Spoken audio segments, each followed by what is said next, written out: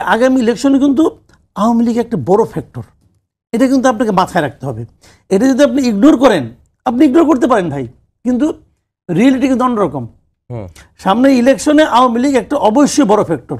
এবং ইন্টারেস্টিংলি সত্যি কথা বলবো কি, আমি আমার সঙ্গে অনেকের সঙ্গে আলাপ সালাপ হয়তো, তো অনেকে আমি বলি জিনিসটা যে আওয়ামী লীগের উচিত হবে সবার ঘরে ঘরে একটা করে ডক্টর ইউনূসের ছবি বড় করে টাঙায় রাখা, যে এই লোকটা আমাদেরকে ব্যাক করার ক্ষেত্রে কি যে সুযোগ সুবিধা করে দিছে, এটা কোনো হিসাব নিকাশ নাই। বাংলাদেশে যদি আওয়ামী লীগ ধরেন আওয়ামী লীগ 10 বছর পরে আসতো, যদি এখন 1 বছর আগে আসে, মানে 9 বছর মাথায় যদি আসে, তাহলে বুঝতে হবে এই ডক্টর ইউনূসের কারণে। যে জুলাই সনদ নিয়ে কোনো আপত্তি নেই, কারণ জুলাই সনদ তো মোটামুটি সবাই স্বাক্ষর করেছে এনসিপি ছাড়া। এনসিপি কেন এখনো স্বাক্ষর করেন এটা কিন্তু এখন আমার কাছে একটা রহস্য, কারণ তারা কি তারা স্বাক্ষর করবে না? তাদের এখন পর্যন্ত যে বক্তব্য, এই বক্তব্য তো মনে হচ্ছে তারা স্বাক্ষর নাও করতে পারে, কারণ তারা তো কোনো ক্ষেত্রেই দেখা যায় খুশি না, অথচ তারাই তো উদ্যোক্তা ছিল। আর এখানে বিএনপি স্বাক্ষর করেছে, জামাত স্বাক্ষর করেছে, এবং তারপর যখন এটার বাস্তবায়নে যখন আদেশটা হলো, আদেশের খসড়া দেখে জামাত হ্যাপি ছিল, বিএনপি আনহ্যাপি ছিল। এখানে আরেকটা ইস্যু ছিল, সেটা হলো আপনার গণভোট হবে। গণভোট ইস্যুতে জামাতের একটা দাবি ছিল, বিএনপির আরেকটা দাবি ছিল। ইউনূস সাহেব মধ্যপন্থায় যে উনি গণভোটের ব্যাপারে বিএনপি যে দাবি ছিল ওটা দিকে গেলেন, আর জামাতের একটা বড় প্রাপ্তি যেটা মানে আপনার বড় যেটা দাবি ছিল যে উচ্চ কক্ষে পেয়ার পদ্ধতি, ওটা জামাতকে উনি দিয়েছেন এভাবে। তো এটা আসলে একভাবে কিন্তু মানে নির্বাচনের স্বার্থে, মানে দেখেন জুলাই সনদ তো হয়ে গেছে ভাই, হওয়ার পরে এখন এটা কীভাবে বাস্তবায়ন হবে এটা নিয়ে নানা ধরনের জটিলতা। এই জটিলতাটা না হলে ভালো হতো। জটিলতাটা যতটুকু হয়েছে, এটা হয়েছে জাতীয় ঐক্যমত্য কমিশনে যারা ছিলেন আলী রিয়াজ সাহেবরা, ওনাদের কারণে, ওনাদের কিছু ফাজলামোর কারণে এটা হয়েছে আর কি। তো সেই সমস্যাটা সরকার পাকিয়েছিল, সমস্যাটা কিন্তু সরকার তৈরি করেছিল, ক্রাইসিসটা সরকার সেটা সমাধান করলো, নিজেরাই ক্রাইসিস ক্রিয়েট করেছে, নিজেরাই এটা সলিউশন দেওয়ার চেষ্টা করেছে। আচ্ছা, এখন জামাত এবং বিএনপি উভয়ে কিন্তু কেউ কিন্তু এটাকে প্রত্যাখ্যান করবে না। এবার ভাষণটাকে কেন প্রত্যাখ্যান করবে না? কারণ উভয়েরই লক্ষ্য এখন নির্বাচন। জামাত এবং বিএনপি দুইজনই আশা করছে যে এই নির্বাচন তারা ভালো করবে, যেটা আগে জামাত আশা করতো না, কিন্তু ইদানিং তারা এটা করে। তারা মনে করে এই নির্বাচনে তারা ভালো করবে। বিএনপি তো আগের থেকে আশা করে, তো দুজনেই ভালো করবে। যারা নির্বাচনে ভালো করবে তারা নির্বাচন পর্যন্ত যেতে চায়, আর যাদের নির্বাচন নিয়ে কোনো আশা নাই তারা এগুলো বলবে। যেমন এনসিপি বলতেছে, তারা এটা চুলচেরা বিশ্লেষণ করতেছে, এটা হয় না ওটা হয় নাই। এখানে কিন্তু জামাতও কিছু পেয়েছে, কিছু হারিয়েছে, বিএনপিও কিছু পেয়েছে, কিছু হারিয়েছে। বাট আমার কথাটা হলো কি, এই পাওয়া এবং হারানোর দরকারটা কি? কারণ এটা হলো জনগণের জন্য কিন্তু একটা বিষম ধাঁধা। এটা একটা মানে ওনারা কি পাইছেন, ওনাদের হলো কি ইলেকশন হবে, আমরা এমপি হব, মন্ত্রী হব, সরকারে যাবে, এটা ওনাদের হিসাব। এই জন্য ওনারা খুশি কি অখুশি এটা ওনাদের ব্যাপার, এটা আমাদের রাজনৈতিক ব্যাপার। ওটার সঙ্গে আমার কোনো সম্পর্ক নাই। আমি সাধারণ মানুষের মতো করে ভাবি, এখানে আমার কি লাভ হলো? আমার কিছু লাভ হয় নাই, বরঞ্চ আমার জন্য একটা জিগজ্যাগ পাজল ঠিক করা হয়েছে। গণভোটটা করা হবে, হ্যাঁ অথবা না উত্তর দিতে হবে। প্রশ্ন আমার 4টা, ওই 4টার মধ্যে আমি একটা গ্রহণ করবো, একটা বর্জন করবো, তা কিন্তু পারবো না। আমি হ্যাঁ বলা মানে 4টাই গ্রহণ করা, আর না বলা মানে 4টাই বাতিল করে দেওয়া। হিসাবটা কিন্তু সিম্পল একদম। তো এটা তো আমি রাজি না। এটা হলো আমার 1 নম্বর পয়েন্ট। 2 নম্বর পয়েন্ট হলো আমার আরো কিছু পয়েন্ট আছে, আমি ডিটেল এরপর যখন চান্স পাবো তখন যদি পাই বলবো আমি। আরেকটা বিষয় হলো এই যে 4টা পয়েন্ট, এই 4টা পয়েন্ট আপনি আমাকে, আমি এটা 3বার পড়ছি, খুব মন দিয়ে পড়ছি, আমাকে আপনি বলতে পারবেন, বলতে পারবো না। মানে বিষয়গুলো এত জটিল যে এটা হলো ভাষাটা কিন্তু সাধারণ মানুষের ভাষা না, সাংবিধানিক ভাষাটা নিয়ে এখন প্রয়োগ করছি। তারপরে ধরলাম আমি নয় পড়তে পারি, আমি পড়লাম। এই দেশের বিবিএস এর হিসাব দেখেন, শিক্ষার হার কত? 77.9%। ধরেন 78 ধরলাম। 22% লোক আমাদের এখানে অক্ষর জ্ঞান নাই, মানে সিগনেচার। এই 78 মানে কি খুব ভালো পড়তে পারে, তারা সাইনটা করতে পারে। আচ্ছা, এর মধ্যে আপনি ধরে রাখেন 10% পড়তে পারে না। তো ধরলাম ওইটা বাদ দেন, ধরলাম আমি খুব কনজারভেটিভ হিসাব করি 22% লোক। 22% লোক এদেশের লেখাপড়াই জানে না, পড়তেও পারে না, লিখতেও পারে না। তো এই লোকগুলি এটা কি বুঝবে? তারা কি পড়তে পারবে না? তাদের তো তারা তো হ্যাঁ না ভোট দিবে, না বুঝে দিবে, বলবেন তারা ভোট দেয় কেমন করে? তারা তো ভোট দেয় মার্কা দেখা। এখানে তার মার্কা নাই, এখানে মার্কা নাই।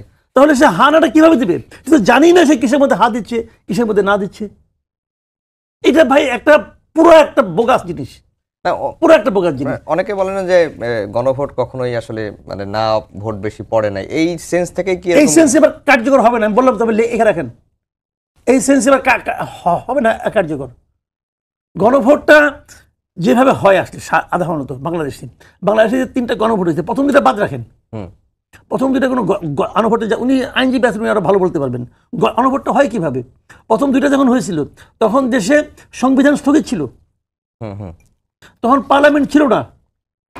এখন পার্লামেন্ট নাই, ঠিক আছে, বাট সংবিধান তো স্থগিত না, কারণ এই গভর্নমেন্ট তো নিজেকে ডিক্লেয়ার করছে সাংবিধানিক গভর্নমেন্ট হিসেবে। এই গভর্নমেন্ট বলে আমরা সাংবিধানিক গভর্নমেন্ট, কিন্তু আবার কখনো সাংবিধানিক না। ওনারা আপনি জুলাই ঘোষণাপত্র দেখেন, জুলাই ঘোষণাপত্রের 20 নম্বর ধারাটা পড়েন একবার, বাইকেরা পড়েন, এখনই পড়েন, দেখেন উনি কি লেখা আছে জুলাই ঘোষণাপত্রটা, যেখানে ওই সংসদ ভবনের সামনে দিয়েছিল 5 তারিখে।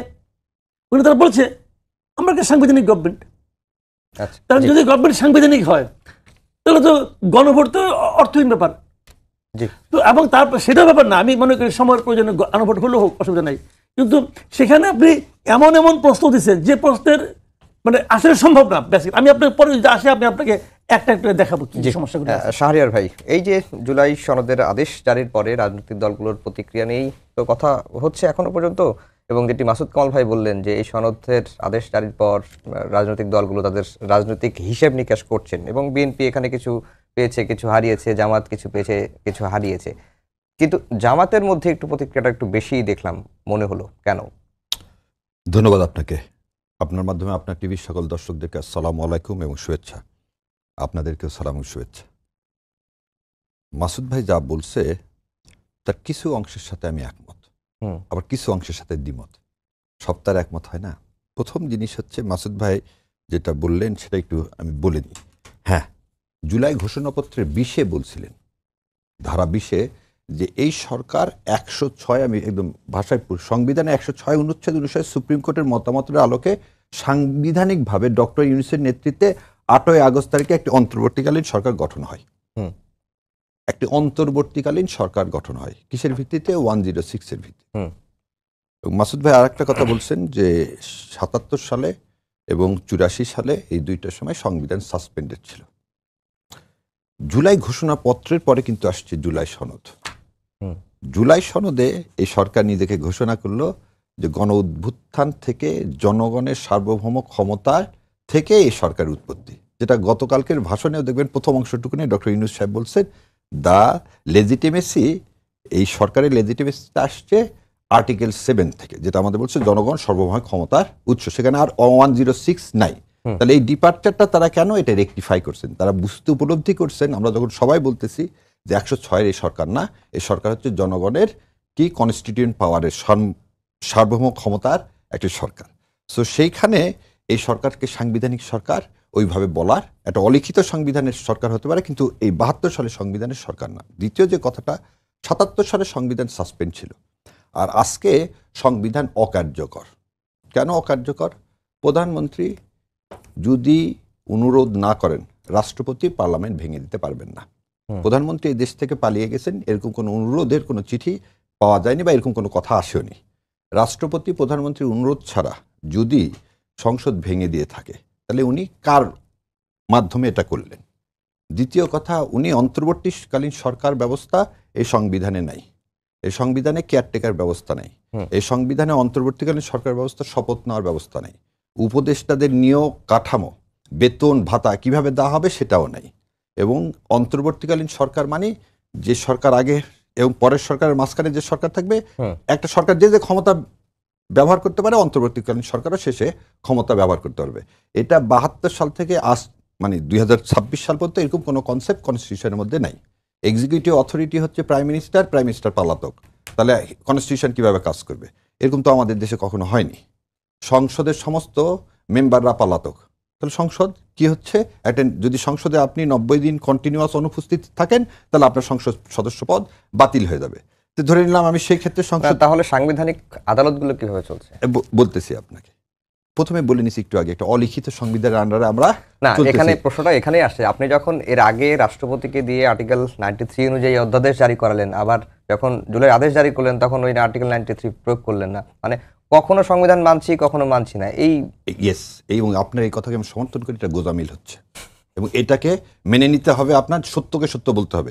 এই সরকার প্রথম দিন থেকে ভুল করে যাচ্ছে এবং আজও ভুল করতেছে, আজও ভুল। এবং যত পণ্ডিতরা আছেন সে পণ্ডিতেরা কনস্টিটিউশনটা ভালো করে দেখতেছেন, নিজের অবস্থানটাকে আজ পর্যন্ত পরিষ্কার করতে ব্যর্থ হচ্ছেন। হয় বলো সংবিধান আছে, না হলে নাই, না হলে বলো যে এই অংশে আছে এই অংশে নাই। কখনো যখন প্রয়োজন হচ্ছে তখন সংবিধানের দোয়া, যখন প্রয়োজন নাই তখন সংবিধানের দোয়া নাই। কারণ এই সরকার তো সংবিধানের বাইরের দোয়া। আমার ধারণা মাসুদ কামাল ভাই এখানে একমত হবে যে 106 কিভাবে হবে, শুনানি ছাড়া তো 106 হবে না। সেই তো সুপ্রিম কোর্টের সব বিচারকরা তো পালাতক। এখন যদি কেউ ভবিষ্যতে এটা নিয়ে তো শুনানি চলতেছে, শোনেন, এগুলো তিক্ত অভিজ্ঞতা হয়ে যাবে জাতির স্বার্থে। এই যে গোজামিল চলতেছে, এটা আমরা আশা করেছিলাম এই জুলাই সনদের মধ্যে দিয়ে কি হবে, মীমাংসা হবে। এখন আপনার প্রশ্নের উত্তর দিই যে ভাইয়ের কথা ওই জন্য বললাম যে বাস্তবতা হয়ে যাচ্ছে খালি গোজামিল দিয়ে চলতেছে এবং জনগণের সাথে প্রতারণা হচ্ছে। এই যে ভাই যে কথাটা বলছে, সাধারণ মানুষের কি উপকারটা হবে? প্রশ্ন হচ্ছে যে এবারের এই গণ অভ্যুত্থান মানুষের ভাগ্যের পরিবর্তনের জন্য, শাসকের পরিবর্তনের জন্য না। কিন্তু আজকে বিএনপির যে কার্যকলাপ দেখা যাচ্ছে সেটা আমাকে আবার 91 সালে নিয়ে যাচ্ছে। 91 সালে বিএনপি কিন্তু তত্ত্বাবধায়ক সরকারের মাধ্যমে আসছিল। ভাই খেয়াল করে দেখেন, শাহাবুদ্দিন সাহেবের আন্ডারে আসছিলেন। 96 সালে এসে উনি বলছেন আমি তত্ত্বাবধায়ক বুঝি না। বিরোধী দলরা তত্ত্বাবধায়কে বিল দিছিলেন, কে কে জানেন? আওয়ামী লীগ বিল দিছিলেন, জাতীয় পার্টি বিল দিছিলেন, জামাত ইসলাম বিল দিছিলেন। একটা বিল সংশোধন আর প্লেস করতে পর্যন্ত দেয়নি। একটা বিল যদি বিরোধী দলের কেউ দেয় সেটা প্লেস করতে হয়। ওনারা এই 5 বছর প্লেস করতে দিলেন না। 12 ফেব্রুয়ারি আন্দোলনের ধাক্কায় তখন বাধ্য হয়ে তারা কি করলেন, তারা কিন্তু তত্ত্বাবধায়ক সরকার কি করলেন, বাস্তবায়ন করলেন। আজকে সালাউদ্দিন সাহেব বলে দিলেন যে গণভোটের মাধ্যমে সংবিধান পরিবর্তন হয় না। তার মানে বিএনপি চাচ্ছে না মানুষের ভাগ্যের পরিবর্তন, বিএনপি চাচ্ছে যেন একটা ইলেকশন হয়ে ক্ষমতায় যাওয়া। এটা যদি লক্ষ্য হয়, এবং আপনারা দেখেন যে কথাটা বারবার বলা হচ্ছে 3 জন উপদেষ্টা এর সাথে জড়িত, এবং এই উপদেষ্টাদের মধ্যে ধারণা কারা কারা? আমার ধারণা law adviser is the main. এখানে আসিফ নজরুল হচ্ছে সব কলকাঠি নাড়তেছে, এবং সে এই যে গোজামিল এগুলো সব সে জেনে শুনে করতেছে, যাতে ভবিষ্যতে আর কেউ এসে ওই বিগত সরকার এসে এটার অ্যাডভান্টেজ নিতে পারে। একদম আমি আপনার সামনে বলেছি, এই ফাঁকগুলো তিনি ইচ্ছা করে রেখে দিচ্ছেন যাতে যেমন করে আপনার হচ্ছে পঞ্চম সংশোধনী। একটা কমেন্ট করে নিই। এখন ধরেন যে নতুন রাজনৈতিক নতুন বন্দোবস্ত কারা চাইছিল? এনসিপি, এনসিপি, জামাত এবং বিএনপি, তারাই বেশি তো সংস্কার নিয়ে, তারা তো বেশি মানে উদ্যোগী আর কি। এখন কোনো কিছু হলেই মানে কোনো কিছু সরকার ব্যর্থ হলে আমরা এনসিপির দায় দিয়ে দিই। আবার এমনও হয়েছে যে সরকারের কোনো কিছু পছন্দ হচ্ছে না, আমরা আসিফ নজরুলের দিকে দিয়ে দিলাম। কিন্তু এই জুলাই আদেশের জারিটা তো উপদেষ্টা পরিষদের সিদ্ধান্ত হয়েছে, খালি আসিফ নজরুল। আপনাকে একটা বলি, ভাইও ভালো জানেন, ক্লাস নেওয়া, পড়ানা টেক্সট বুক থেকে আর মামলা করানোর মধ্যে আকাশ পাতাল। 100% প্র্যাকটিস যারা করে, শোনেন, তত্ত্বাবধায়ক সরকারের বিল তৈরি করে দিয়েছিল সৈয়দ ইশতিয়াক সাহেব, ডক্টর কামাল হোসেনরা। তারা তখন কিন্তু যে বলবো না ঢাকা ইউনিভার্সিটির সমস্ত টিচার সম্মানিত টিচার, কিন্তু টিচারদের নিয়ে এসে কিন্তু করা নয়, কারণ দে নোজ হাউ টু অ্যাপ্লিকেট ইট। আজকে আপনি আমাকে বলেন ঐক্যমত কমিশনের মধ্যে প্র্যাকটিসিং লয়ার কে আছে? একজনও নাই। এই আসিফ নজরুল সাহেব সমস্ত কমপ্লিকেসি করতেছে, একটা অনেস্ট বয়ান এখন পর্যন্ত দেখ না কেন যে সে ইন্ডিয়ার পরামর্শ ছাড়া এটা করতেছে। এই ফাঁকগুলো উনি রাখলেন কেন? উনি তো জানে যে এটা চ্যালেঞ্জ করলে থাকবে না, উনি এটা জানে যে চ্যালেঞ্জ করলে থাকবে না। আজকে যে জামাতের আমির সাহেব বললেন যে একটা দলের দিকে ঢেলে পড়া হচ্ছে, বাংলাদেশের মহামান্য অ্যাটর্নি জেনারেল সাহেব কোন দলের, ডেপুটি অ্যাটর্নি জেনারেলরা কোন দলের, অ্যাডিশনাল অ্যাটর্নি জেনারেলরা কোন দলের, আপনি বাংলাদেশের 64টা জেলায় পিপিজিপি কোন দলের, আপনি আজকে যে ডিসি চেঞ্জ করতেছেন, আপনি 2-4টা করে চেঞ্জ করতেছেন কেন? এটা তো চেঞ্জ করবে নির্বাচন কমিশন, আপনার কাজ না তো। আপনি তফসিল ঘোষণা করার পরে সমস্ত মাঠ প্রশাসন তৈরি করবেন নির্বাচন কমিশন, আপনি এগুলো করতেছেন কেন?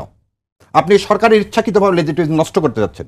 সেজন্যই এই ডক্টর মোহাম্মদ তাহের বলতেছে, ষড়যন্ত্র করে আপনি ভারতের দালালি ছাড়েন, এদেশের মানুষ সেটা মেনে নেবেন। আপনি এনসিপির কথা বলছে, এনসিপিও কিন্তু বলছে আসিফ নজরুল হচ্ছে মেন কালপিট।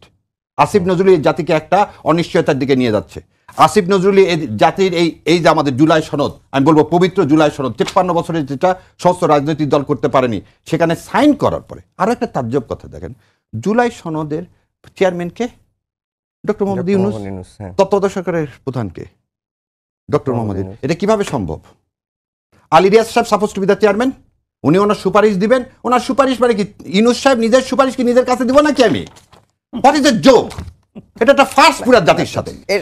না না, আপনি আমাকে বলেন যে এইগুলো কাজ করছে কে? আসিফ নজরুল। এই কথাগুলো আগে তো বলেন না। না কি আমরা তো বলছি রে, এই কথাগুলো আমি মাসুদ কামাল ভাইয়ের মুখ থেকে শুনছি। না আপনাকে বলতেছি, এগুলো বলা হয়েছে যে আজকে বললো না, সব সময় শোনেন, সব সময় প্রধান উপদেষ্টাকে বলা হচ্ছে বিতর্কিত যাতে না হয়, একটা ইলেকশন যাতে হয় এবং উৎসব মুখর পরিবেশে নিউট্রাল ইলেকশন হয়, সেটাতে এখন যেভাবে হোক এই নিউট্রাল ইলেকশনকে ভণ্ডুল করতে হবে। এটা আসিফ নজরুলের আমার ধারণা তার হচ্ছে প্রোপাগান্ডা। মাসুদ কামাল ভাই, আজকে জামাতের যে নায়েবে আমির আব্দুল্লাহ মোহাম্মদ তাহের 3 জন উপদেষ্টার বিষয়ে আপত্তি জানিয়েছেন, তাদের অপসারণ দাবি করেছেন এবং তারা প্রধান উপদেষ্টার কাছে নামও পাঠাবেন এমন কথাও তিনি বলেছেন। এবং শাহরিয়ার ভাই একজনের নাম বললেন, আপনার কি ধারণা আর 2 জন কারা হতে পারে?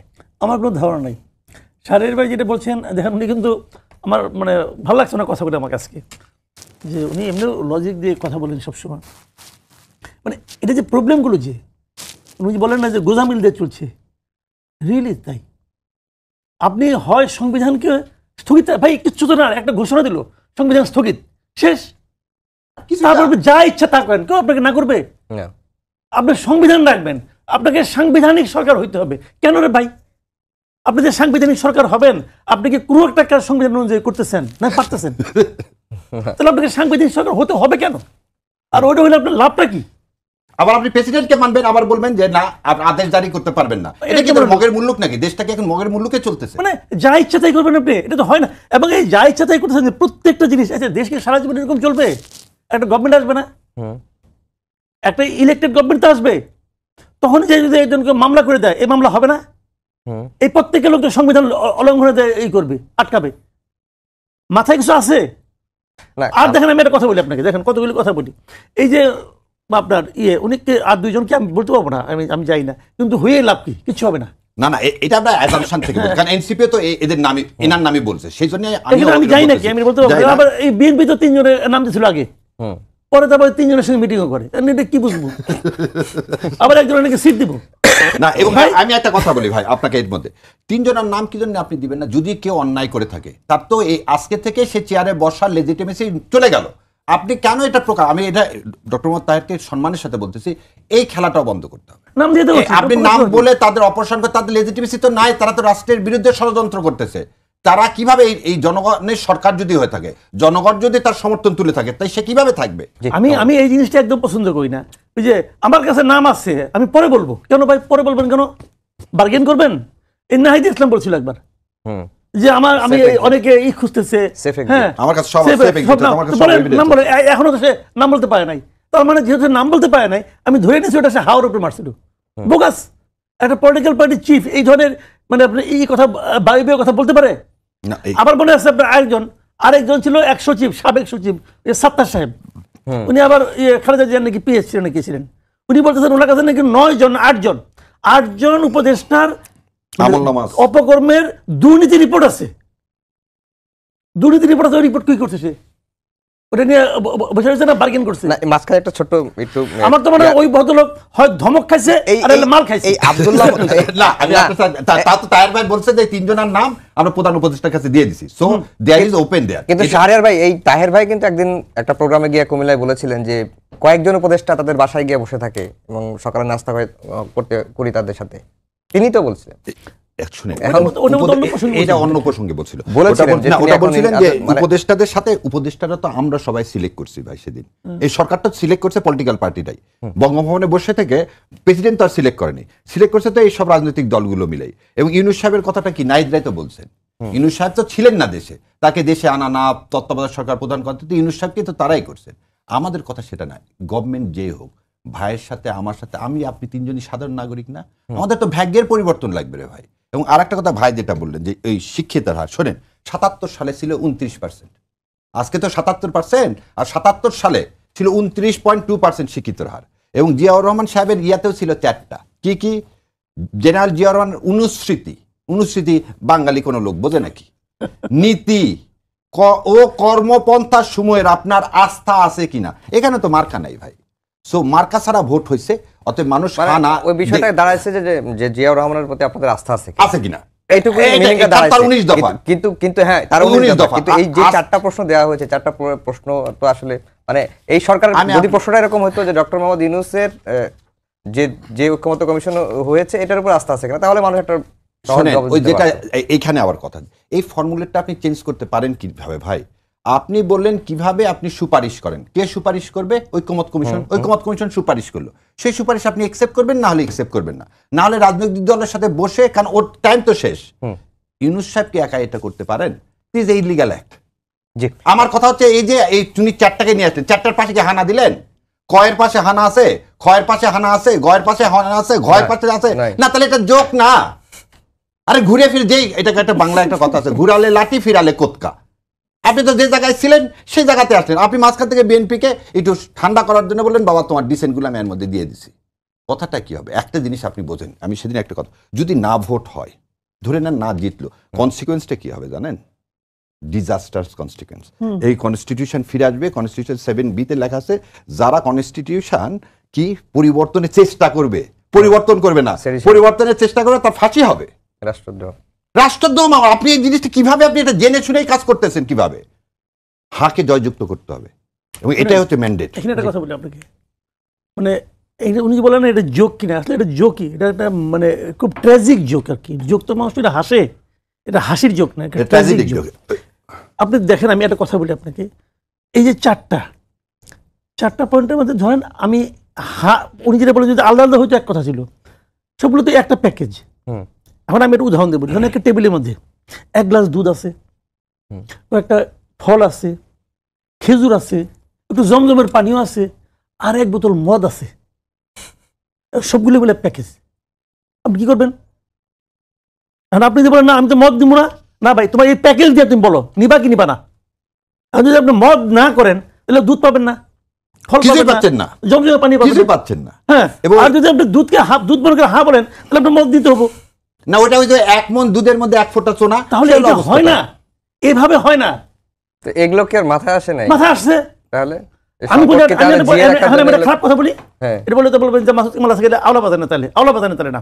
আর এমন একটা কাজ করতেছে যে কাজটার কারণে যদি আগামীতে কোনো গণতান্ত্রিক সরকার আসে তার পক্ষে দেশ চালানো কঠিন হয়ে যাবে, এবং ইলেকশনটা যেন অনিশ্চিত হয়ে যায়, এগুলো মূল লক্ষ্য।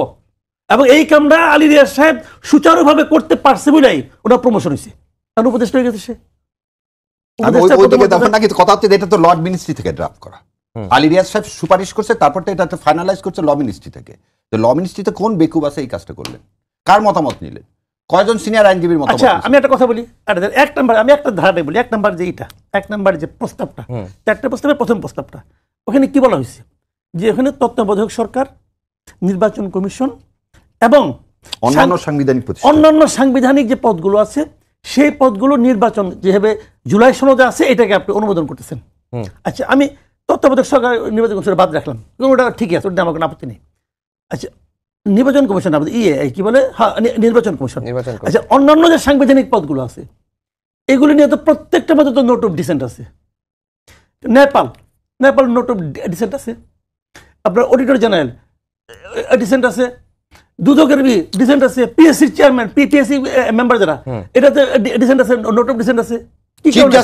চিফ জাস্টিসের ক্ষেত্রে নোট অফ ডিসেন্ট। আচ্ছা, এইরকম নোট অফ ডিসেন্ট আছে কেন? এটা দেখেন, পরে দেখেন। আমি পড়ছি, পরে আমি খামোশ হয়ে গেছি রে ভাই, এটা কি বলে নোট অফ ডিসেন্ট? আমি বলি আপনাকে, আপনি যে পিএসসি চেয়ারম্যান বানাবেন, ওটা বানাতে গেলে 7 জন একটা কমিটি করবে। ওই 7 জন কমিটির মধ্যে 3 জন আসবে ভার্চুয়ালি সরকারি দল থেকে, আর 4 জন আসবে বেসরকারি দল থেকে, মানে বিরোধী দল থেকে। এমনকি আপনি যে দুদক বানাবেন, দুদকের মধ্যে 7 জনের কমিটি, সরকারি দল থেকে 1 জন, নিরপেক্ষ হিসাবে এই প্রধান বিচারপতি, তারপর আপনার অ্যাটর্নি আপনার এই যে অ্যাপিলেট ডিভিশনের একজন জাজ এবং প্রেসিডেন্ট, এই 3 জনকে মনোনয়ন দেবে। তো ওই 3টাকে আপনি ধরে নেন নিরপেক্ষ। হ্যাঁ, তাহলে 3 জন নিরপেক্ষ, আর 3 জন হলো কি আপনার বিরোধী দলের। তাহলে অবস্থাটা এমন দাঁড়াইছে, যদি আপনি ফার্স্ট হন দৌড়ে তাহলে আপনি পাবেন রৌপ্য পদক, আর যদি সেকেন্ড হন তাহলে পাবেন স্বর্ণ পদক।